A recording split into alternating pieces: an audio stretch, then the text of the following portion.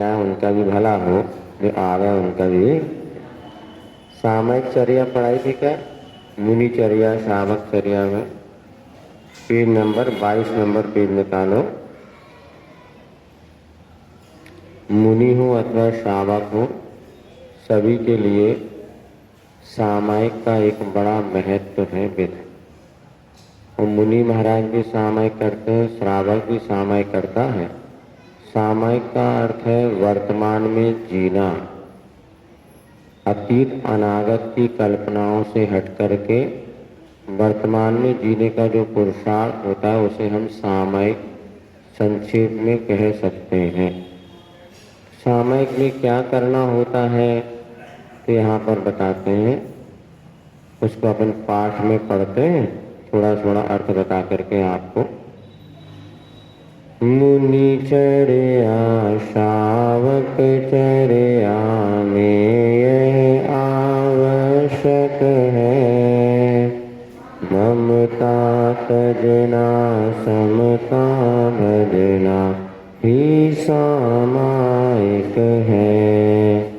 चलो फिरो मत हिलो डोलो मत, बोले नहीं बोलो, सोचो कुछ ना चाहो, बस निश्चल हो लो। राग द्वेष और मोह करो मत,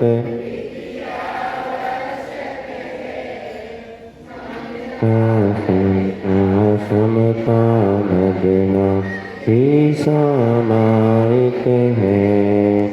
आने वाली अंतिम घड़ियाँ कैसे सुधरेंगी, जीवन की दुर्लभतम घड़ियाँ यदि ये बिगड़ेंगी।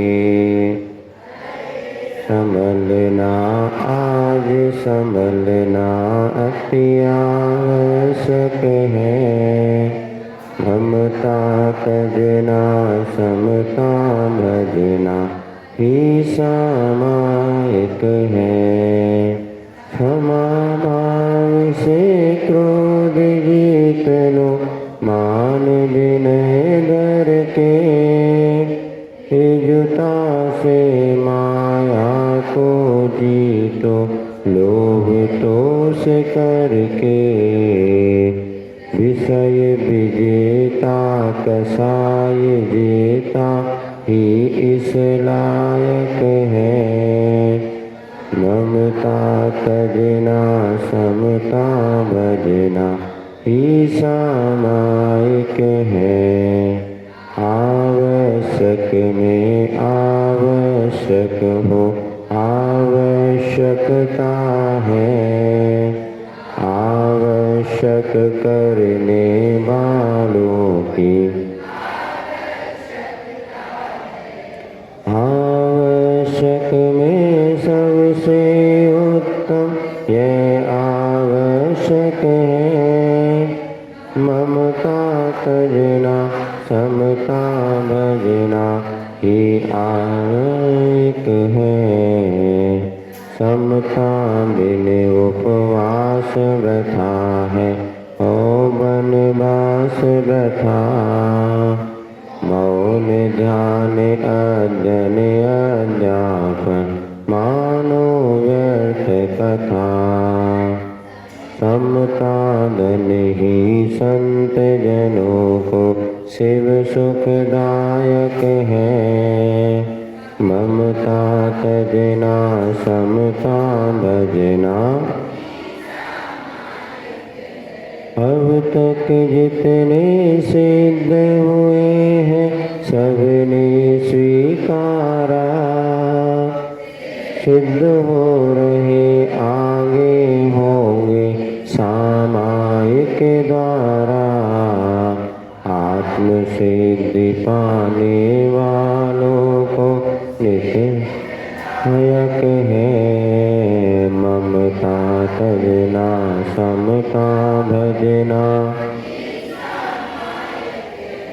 कुछ भी टूटे कुछ भी फूटे या सब जग रूठे, काया छूटे माया छूटे या सब जग छूटे, समता ताला कभी न टूटे परमावश्यक है, ममता तजना समता भजना ही सामायिक है। ने राज तजा है जिसके पाने को, सम्राटों ने ताज तजा है इसके पाने को, वे दुर्लभ सामायिक कर लो जो आवश्यक है, ममता तजना समता भजना ही सामायिक है। जन्म मरण में लाभ हानि में हर पल समता हो, शत्रु मित्र में कांच कनक में समता समता हो, समता लाओ आओ ये सुखदायक है, ममता तजना समता भजना सर्व गुणों का यही खजाना निज में पाना है, इसको लेने कहीं न जाना निज में आना है, आत्म शांति की यही विधि है यही विधायक है, ममता तजना समता भजना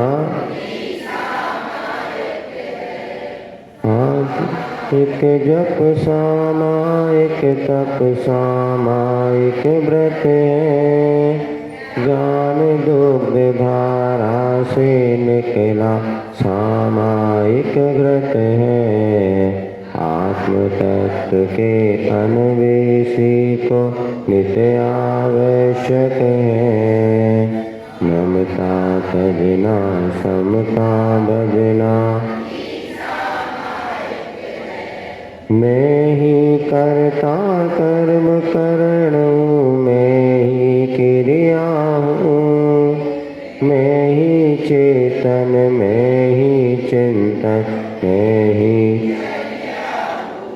मेरी सामायिक ही मुझको हित संपादक है, ममता तजना समता भजना यही ज्ञान यही ध्यान यही साधना है, यही भाव है यही भाषणा यही भावना है, इस पथ पर चलने वाला ही शिव पथ नायक है, ममता तजना समता भजना ही सामायिक है। हे समताधर पारस प्रभुवर तुम्हें नमन मेरा, हे समताधर संत यशोधर तुम्हें नमन मेरा, सामायिक में समता धरना सदा नियामक है, ममता तजना समता भजना ही सामायिक है। चलिए महावीर भगवान की, आचार्य गुरुवर श्री विद्यासागर जी महाराज की, आचार्य श्री समय सागर जी महाराज की।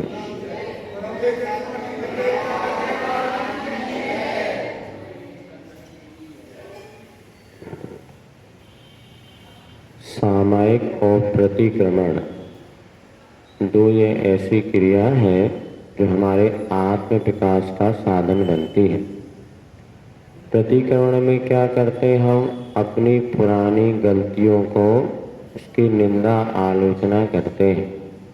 और सामायिक में क्या करते हैं, अपने जीवन को अच्छा बनाने के लिए, प्रसन्नता लाने के लिए बाहरी आकर्षणों से दूर करते हुए निज में स्वयं में रमने का प्रयास करते हैं। तो यहाँ पर एक तो हो गया, जब दवाई जब किसी को फोड़ा वगैरह हो जाता है ना, एक तो लगाते हैं टिंचर, उसके बाद टिंचर साफ करने के लिए, और दूसरी लगाते हैं उसमें दवाई। तो प्रतिक्रमण हो गया टिंचर और सामायिक हो गई उसमें मलहम, तो वो घाव ठीक हो जाता है। तो मन में जो दोष पाप आदि उत्पन्न हुए हैं प्रतिक्रमण के द्वारा उनको साफ करके फिर मलहम के द्वारा और उसको स्वस्थ बनाने का प्रयास किया जाता है। तो यहाँ पर जो अपन ने अभी सामायिक चर्या पढ़ी है, इसमें सामायिक का संक्षेप में स्वरूप बतलाया। सामायिक में क्या करता है, पहली बात तो बताए मुनिचर्या और श्रावकचर्या दोनों में आवश्यक है। आवश्यक किसे कहते हैं, जिसे करना जरूरी है। तो सामायिक करने से हमारा मन हल्का होता है, शरीर तन मन दोनों स्वस्थ होते हैं और आत्म चेतना का विकास होता है। तो क्या करें, पहली बात बताई ममता तजना समता भजना ही सामायिक है। अर्थात मेरेपन, ममता किसे कहते हैं, सब पदार्थ मेरे हैं, मम यानी मेरेता यानी मेरापन। तो दुनिया के सब पदार्थ मेरे हैं मेरे हैं मेरे हैं, ऐसा जो भाव है ममता है। तो सामायिक में क्या करना, मेरेपन को छोड़ना और समता रखना, हर परिस्थिति में साम्य बुद्धि रखना, ना ज़्यादा प्रसन्न होना ना ज़्यादा रोना गाना, जो है उसमें अपने आप को सहज बनाए रखना, बाहरी परिस्थितियों से अप्रभावित होना। बाहरी परिस्थिति जो भी बदल रही है उससे प्रभावित ना होके सहज साम्य बने रहना, इसको कहते समता। और इसी को ज्ञानार्णव में सुखचंद महाराज ने परम ध्यान कहा है, साम्य में परम ध्यानम। समता से बड़ा कोई दूसरा ध्यान नहीं है, क्योंकि जिसको हर परिस्थिति में जो समता रखता है वह व्यक्ति ही अपने आप को कहना चाहिए उन्नत बना पाता है। तो क्या करना, कुछ समय, देखो मुनि महाराज के लिए तो सामायिक 24 घंटे है। मुनि महाराज का आवश्यक 24 घंटे के लिए समता रखना, क्योंकि उनके साथ कोई अपना तो है ही नहीं, घर गृहस्थी है नहीं, अब सब छोड़ दिया। तो 24 घंटे उनको समता ही रखना, जैसा भी मिले सबको स्वीकार करना है, प्रतिकार नहीं करना। कोई अच्छा कहे तो वेलकम और बुरा कहे सो भी वेलकम, प्रतिकार तो करना नहीं। तो समता रखना, अपने परिणाम संभालना, निंदा करे स्तुति करे तलवार मारे, या आरती मणिमयी सहसा उतारे, साधु तदापि मन में नहीं खेद धारे, बैरी सहोदर जिन्हें एक सार सारे। ऐसा आचार्य महाराज ने लिखा है, और इसमें है कि नहीं देख रहे हो, श्रमण गीतिका में नहीं है। हाँ, ये इसमें लिखा, अभी शायद इसमें वो छंद नहीं होगा। आचार्य महाराज ने पंक्ति लिखी हैं, कोई निंदा करे, स्तुति करे अथवा कोई आरती उतारे, उन सभी में जो समता भाव को धारण करते हैं ऐसे श्रमण होते हैं। तो यहाँ पर इस प्रकार की जो वंदना करते हुए बात कही गई है। तो यहाँ पर मुनि महाराज के लिए 24 घंटे समता रखना अनिवार्य है, लेकिन श्रावक तो क्या करेगा, वो तो 24 घंटे समता नहीं रख सकता।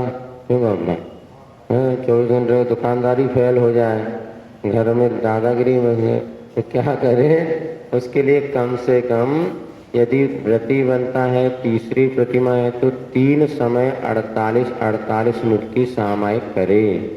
अथवा 2 प्रतिमा होती है तो 2 बार 24-24 मिनट की कम से कम सामायिक करें।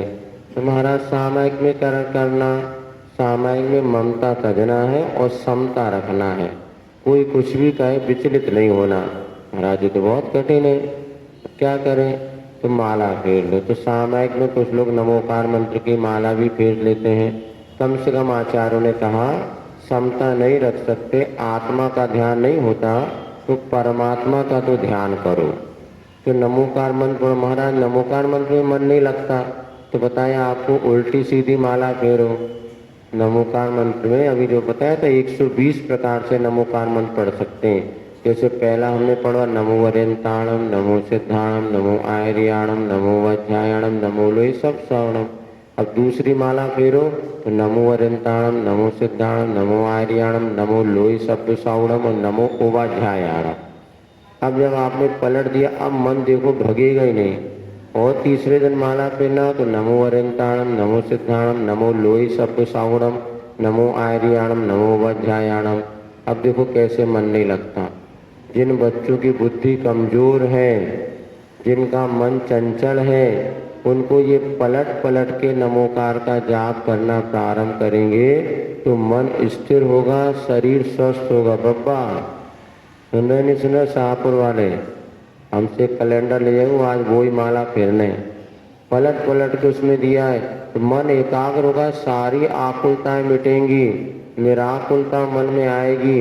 क्योंकि नमोकार मंत्र जैसा कोई दूसरा महामंत्र अपन फेरत है महाराज रोज, तो फेरत माला अब वैसी नहीं फेरने जैसी हम बता रहे, वैसी फेरने। पलट पलट के सामने कागज रख लो, एक एक माला बदल बदल के ये भी सामायिक में कर सकते हैं। और क्या कर सकते हैं? तो 12 भावना का चिंतन कर सकते हैं।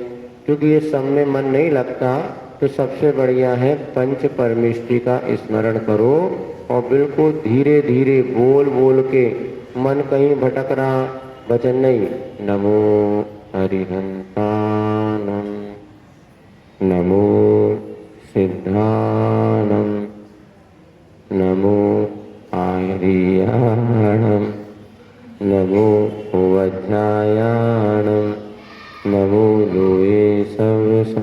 अब 24 मिनट की जाप करना है तो 24 मिनट में अपन एक माला फेरो ना, कुछ जरूरी है 5 फेरो। जिनने नियम की बात की, अभी जो सामायिक करना चाहते हैं तो तभी मन एकाग्र होगा। जो नियम, इसलिए माला फेरने का नियम लेने से अच्छा है। हमने एक संस्मरण आपको सुनाया था।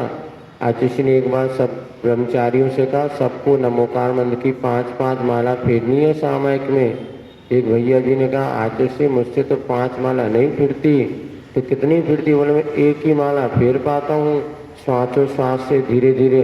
कोई बात तो उन्होंने कहा आपका प्रमाद तो नहीं आता, सोते तो नहीं हो? नहीं नहीं, अब प्रमाद होके मुझे 1 या 2 माला से ज़्यादा पूरे 48 में फिरती नहीं।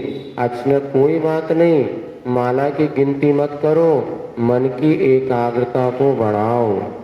तो जाप हम 24 मिनट में अगर एक माला भी फेर पाते सबसे उत्कृष्ट है। 24 मिनट में आप 5 माला फेरे, समझ सामायिक कमजोर है। और यदि आप धीरे धीरे मन लगा के एक माला फेरे तो उत्कृष्ट सामायिक के मंत्र की संख्या कम हो जाए और मन की एकाग्रता बढ़े। तो 5 माला यदि फिरत रहे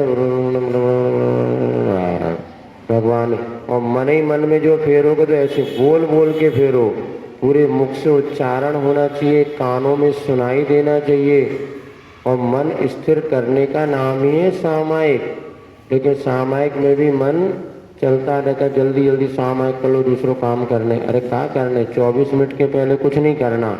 24 मिनट अगर सामायिक तो अच्छे से करो। समस्या ये हम क्रिया सब कर रहे हैं, किंतु क्यों करना और कैसे करना हमें ज्ञान नहीं है, इसलिए सामायिक में आनंद नहीं आता। लेकिन ये सामायिक हमारे वो मलहम के समान है जो हमारे सारे रोगों को दूर करती। आचार्यों ने लिखा है व्रत पंचक परिपूर्ण। सामायिक को धारण करने वाला 5 व्रतों को निर्दोष पालन करता हुआ उस व्रतों को पूर्ण रूप से पालन करता है। तो व्रतों की पूर्णता कहीं होती है तो उसके लिए सामायिक साधन बतलाया है। खंभे से टिकने वाले सावधान हो जाओ। नींद आ सकती है, खिसक जाओ आगे। बाबा लोग तो टिक के नहीं बैठे, बहू भरे टिक के बैठे, मतलब बेटी आ रहे, आगे बैठो बेटा है, इस तरह बैठ जाओ बेंच की तरफ। देखो दादी है ना, सब बिना टिके बैठे हैं। हाँ क्या, सुनो, अब क्या करना, चलो फिरो मत, हिलो डुलो मत, बोल नहीं बोलो, ना चलना फिरना नहीं, हिलना डुलना नहीं, और कुछ बोल भी, चुपचाप बैठ जाओ। फिर क्या करें, कुछ सोचो नहीं, कुछ चाहो नहीं, और बस निश्चल हो जाओ। जैसे पत्थरा होता है ना, पत्थरा, पत्थर जैसे निश्चल होता है वैसे निश्चल बैठो। सरल है कि कठिन, बहुत कठिन है। हाथ पाँव हिलाते हिलाते बैठना ठीक है, आंखें बंद ही नहीं हो पाती, आंख भी 1 घंटे 10 बार ऊपर नीचे होती, 9 बार कायसर करने में तो पता चल जाता है। तो जैसे निश्चल हो जाओ, जैसे पाषाण हो, अपन पढ़ते ना 6 डाला में, कुपल खाज खुजावते, वे मुनिराज ऐसे निश्चल होके बैठ जाते हैं कि वहां से निकलने वाले हिरण समझते हैं ये तो कोई पत्थर है, और अपनी जो खुजली होती है वो मुनि महाराज के शरीर से घिस करके अपनी खुजली दूर करते हैं, तो भी मुनि महाराज विचलित। तो महाराज जो 24 घंटे करते हैं, अपन कम से कम 24 मिनट तो निश्चल होने का मन बना ले, इसका नाम है सामायिक। कुछ बोलो नहीं, कई लोग सामायिक में बोलते रहते हैं, सामायिक में बोलना नहीं, सामायिक में कुछ सोचना नहीं, सोचे भी नहीं तो क्या करे, दिमाग कुछ ना कुछ दिमाग तो चलता ही है। एक दिमाग ही ऐसा जो हमेशा चलता है, कुछ करो या ना करो, बैठो तो ही वो चलता है। वो सोते समय थोड़ा रेस्ट हो जाओगे तो उस समय वो चलता रहता कुछ ना कुछ दिमाग। इसलिए दिमाग को स्थिर करना ही सबसे बड़ी मन की एक्सरसाइज है। जैसे घोड़ा होता है ना, घोड़े को आप रोकते हैं तो कितनी ताकत, इसी पर मन को आप जब रोकते हैं ना तो ये आपके मन को बहुत ज़्यादा मजबूत बनाता है। इसलिए मन की चंचलता को रोकना भी एक बहुत बड़ी एक्सरसाइज है। तो प्राणायाम करते हैं या चिंतन करते हैं या ओम सोहम आदि का जाप करते हैं, ओम का ध्यान करते हैं, ये सब अगर आप लोग मन बनाओ तभी 10 लक्षण पर्व में सुबह 5:30 से लेके 6:30 तक ध्यान की एक क्लास लगाएंगे। उसमें ये सारी बातें बतलाएंगे। जो शिवरार्थी रहेंगे उनको तो लाभ मिलेगा ही, क्योंकि सामायिक का विषय इतना छोटा सा नहीं कि 1 घंटे में बताया जाए। बस उसको 45 मिनट 40 मिनट समझ लो, 20 मिनट भी आप प्रैक्टिकल कर लिया तो आपको आनंद आ जाएगा। उसकी बहुत सारी विधियां हैं, बहुत सारे तरीके हैं, लेकिन अभी यहाँ पर इतने ही आपको कह रहे हैं, मेरापन छोड़ दो। 24 घंटे के लिए, मिनट के लिए समझ लो, जहाँ दे अपनी नहीं, न बहू अपने, न बब्बा अपने, न बिटिया अपनी, न कोई रिश्तेदार अपने। समझ जाओ कि 24 मिनट के लिए हम मर गए। मर के देखो, मरने में आनंद है कि नहीं है। 24 मिनट के लिए दुनिया से मर जा और तू तर जा। अब 24 मिनट के लिए समझ लो हम नहीं हैं, तो क्या होगा दुनिया का, कुछ होगा क्या। चिंता करो, चिंता मिंता कुछ नहीं करना, ये सब फालतू की बातें हैं। जब तक आंखें खुली हैं तब तक ये सब दंदफन है। आंखें थम गई, सब दुनिया अपने आप चल रही है। विकल्प तो होता है, लेकिन 24 मिनट के लिए सोच लो हम दुनिया में हैं नहीं।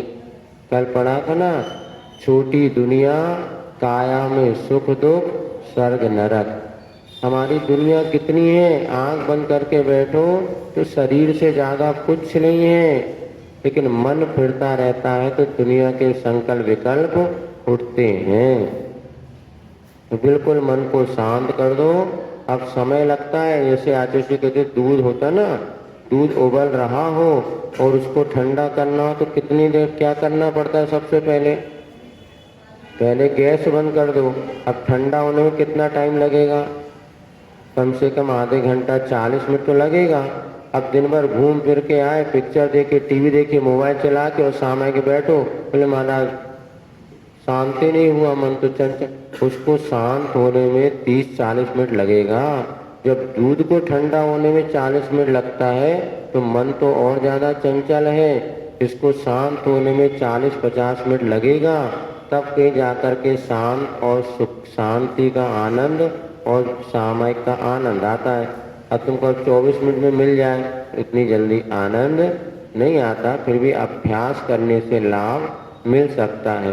तो कुछ सोचना नहीं, कुछ इच्छा नहीं करना, बस शांति से बैठ जाओ। क्या करो? आती जाती श्वास को देखो, श्वास चल रही कि नहीं चल रही देखो। सबकी जिंदा है ना, सब लोग जिंदा है, इसका अर्थ क्या है? श्वास। अब देखो अपनी श्वास को कभी देखो तो जो 24 घंटे जिसकी बदौलत हम जिंदा हैं वो चल रहे कि नहीं चल रही। आंख बंद करके तरह देखना चल रही कि नहीं चल रही। थोड़ा खींचो जोर से और फिर छोड़ो, तब पता चलेगा हाँ चल रही है।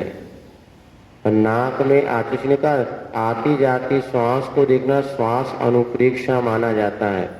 तो प्राणायाम वगैरह जो करते ना, तो सामयिक में कुछ सोचने से जो श्वास भीतर लो और धीरे धीरे उसको छोड़ो, धीरे धीरे भीतर लो और यदि ये प्रक्रिया भी आप करते तो मन की स्थिरता होती है।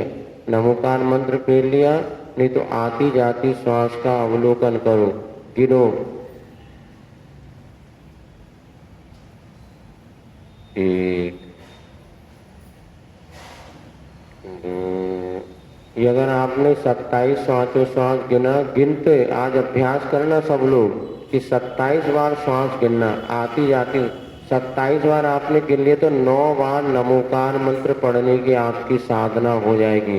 क्योंकि अनुलोम विलोम के साथ नमोकार मंत्र जो पढ़ा जाता है वो अनेक प्रकार के कर्म निद्रा का साधन और अपने लिए मन की एकाग्रता का कारण बनता है। श्वासोश्वास के साथ नमोकार मंत्र पढ़ना, ये बता दिया। फिर क्या करना? राग द्वेष और मोह करो मत विधि आवश्यक है। राग नहीं करना, द्वेष नहीं करना और मोह नहीं करना, ये विधि आवश्यक है। ममता तजना समता भजना ही सामायिक है। फिर क्या करना आगे? आने वाली अंतिम घड़ियां कैसे सुधरेंगी और जीवन की दुर्लभतम घड़ियां यदि ये बिगड़ेंगी। जो वर्तमान में नहीं संभला वो कभी भविष्य में नहीं संभल सकता। इसलिए किसको संभालना? कल को कि आज को? आज को नहीं, अभी को। अभी अगर हम प्रसन्न रहेंगे, अगर अभी हम अपना अच्छे से काम करेंगे तो कल अच्छा बनेगा। वर्तमान को हम खो देते हैं भविष्य की चिंता में। इसीलिए कल का दिन देखा किसने, आज का दिन खोए क्यों। और जिन घड़ियों में हंस सकते उन घड़ियों में वर्तमान को संभालो, भविष्य की चिंता मत करो। भविष्य अच्छा होगा यदि हमारा वर्तमान अच्छा होगा। इसलिए जिसकी मुट्ठी में पल नहीं होते उसके कभी कल नहीं होते। तो वर्तमान को संभालना होगा। इसलिए आने वाली अंतिम घड़ियां कैसे सुधरेंगी? तो वर्तमान को संभालेंगे तो समाधि मरण भी होगा। ये पूछा कल महाराज आपने बताया था 3 प्रकार के श्रावक, पाक्षिक, व्रती, साधक। तो हम क्या तीनों प्रकार के हैं? नहीं, ये वर्तमान काल की अपेक्षा जिसने व्रत धारण नहीं किया, मात्र पक्ष लेता वो पाक्षिक, अब व्रत धारण कर ले तो वो व्रती श्रावक कहलाएगा। अंत समय में संलेखना की भावना तो सब रखेंगे, लेकिन अंत समय में जो संलेखना व्रत धारण कर लेगा उस समय वो साधक कहलाएगा। अभी कोई साधक नहीं कहलाता। ये तात्कालिक परिस्थितियों के अनुसार इसकी संज्ञा है। तो एक ही श्रावक जब व्रती नहीं होता, सम्यक दृष्टि होता तो पाक्षिक कहलाता है। वही जब व्रती बन जाएगा तो व्रती कहलाएगा। जो अंत में संलेखना मरण धारण करने के लिए घर गृहस्थी को छोड़ करके साधु या आरिकाओं की संगति में जाएगा तो वो साधक कहलाता है। घर में संलेखना नहीं होती, वो तो गृह त्यागी की संलेखना होती है। घर में रहकर संता पूरा मरण तो हो सकता है, किंतु व्रती भी यदि घर में रहेगा तो उसकी संलेखना नहीं होगी। ऐसा उमा स्वामी महाराज ने तत्वासुत में लिखा है। मरणांतिकीम संलेखनाम जोशिता, मरण के अंत समय आने पर उत्साह के साथ में संलेखना व्रत धारण करना, ऐसा समझिएगा। ठीक है।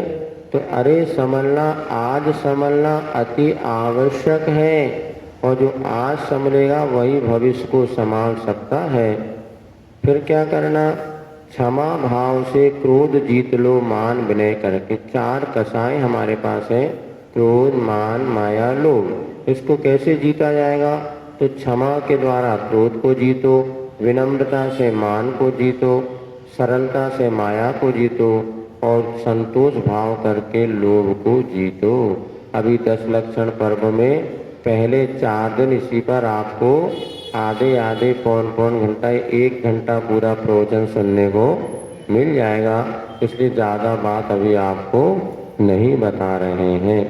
फिर क्या? जिसने विषय विजेता कसाय जेता ही इस लायक है, जिसने 5 इंद्रियों के विषयों को जीत लिया है, जो क्रोध आदि कसायों पर विजय प्राप्त कर ली है, ऐसा व्यक्ति ही सामायिक की साधना या सामायिक का आनंद ले सकता है। इसलिए ममता तजना समता भजना, मेरापन छोड़ो और समता धारण करो। यही व्रतियों के लिए सामायिक कहा जाता है। फिर कह रहे हैं आवश्यक में सबसे उत्तम यही, आवश्यक में आवश्यक को आवश्यकता है और आवश्यक करने वालों की आवश्यकता। सामायिक पे रिसर्च थीसिस लिखने वाले की आवश्यकता नहीं है, किंतु सामायिक करने वालों की। सामायिक में कैसे माला फेरना, इस पर तो एक ग्रंथ लिख लो और एक माला फेरने में पसीना आ जाए। ऐसे भी लोग हैं एक माला नहीं फेरते, लेकिन नमोकार मंत्र के व्याख्यान के लिए पूरा 1 घंटा प्रवचन दे रहे हैं बहुत से लोग। तो कई लोग जो विषय पे खोज करना चाहते हैं, तो यहाँ पर सामायिक करने वालों की आवश्यकता है, सामायिक पे प्रवचन देने वालों की आवश्यकता नहीं है। सभी आवश्यकों में सबसे उत्तम आवश्यक है श्रावकों के 6 आवश्यक बतलाए हैं। इसी प्रकार मुनियों के भी 6 आवश्यक हैं और व्रतियों के 12 व्रत होते हैं, उसमें सामायिक कहा। और जो आवश्यक जितने भी आवश्यक कहे गए हैं, उन सबसे उत्तम कोई आवश्यक है तो कौन सा आवश्यक है? वह सामायिक नाम का आवश्यक है। इसका क्या महिमा है? तो सामायिक माने समता। समता बिन उपवास व्रता है, वनवास व्रता है। मान ली उपवास कर लिया और समता नहीं है तो वो उपवास कोई कार्यकारी नहीं है। इस है जो सफेद कपड़ा पहनता है ना, उसी को नीचे बैठने में दिक्कत होती है, फसक्का मार के। जो करिया कपड़े पहना वो कहीं बैठ जाओगे, क्या है चिंता? अब तुम हरे कपड़े पहनी हो, कहूँ भी बैठ जाओ तुम्हें चिंता नहीं, टेरिका गंदी हो जाए, होने वाली नहीं, पता ये ऐसे कपड़ा है। अब जो सफ़ेद साड़ी पहना हो और कॉटन की हो, तो सोच समझ कर कोई उस पर गंदा दाग लगा दे, उसको दुख तो होगा, गुस्सा भी आएगा। अपने व्रतों की सुरक्षा के लिए गुस्सा आ भी सकता है, लेकिन वो उसके लिए अपने व्रतों की सुरक्षा का भाव रहता है। अव्रती उसको क्या चिंता। एक बार ऐसा सुना था, आतिशी ने बताया था, 2 बच्चे थे। अब तुमने पूछ ही लिया तो बता देते हैं, क्योंकि लोग की ये धारणा कि अरे व्रती बनते हैं, गुस्सा करते हैं, करते उससे हम ही अच्छे। लेकिन ध्यान रखो, व्रती अपने व्रतों की सुरक्षा के लिए तो गुस्सा आ सकता है। जैसे जो बेटियां अपने शील की सुरक्षा करना चाहती हैं, जैसे सीता को गुस्सा आया रावण पर, वही दूसरी कोई होती तो अच्छा रावण मिल गया, काय को गुस्सा करना। तो जिसके सफ़ेद कपड़े उसी को तो चिंता होगी, काले कपड़े वालों को कोई चिंता नहीं।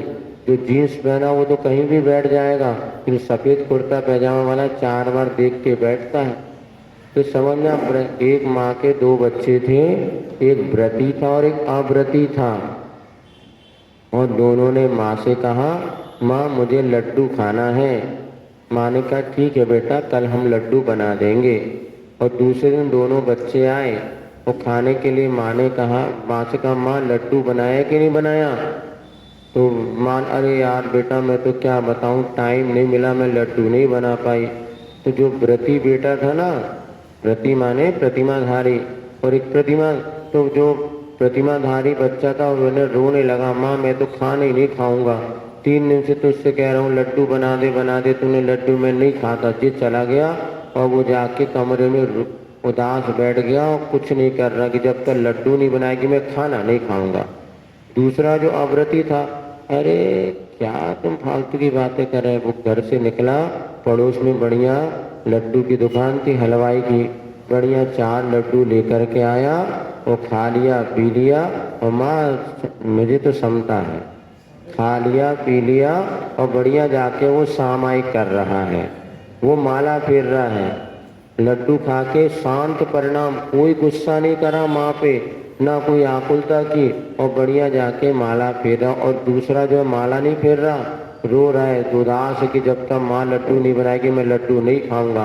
अब बताओ, एक बच्चा जो माला फेर रहा वो ज्यादा कर्म काट रहा है कि जो रो रहा है वो ज्यादा कर्म काट रहा है? हैं? बोलो थोड़ा सोच समझ के। जो रो रहा है उसके ज्यादा कर्म कट रहे हैं कि जो माला फेर रहा है उसके ज्यादा कर्म कट रहे हैं?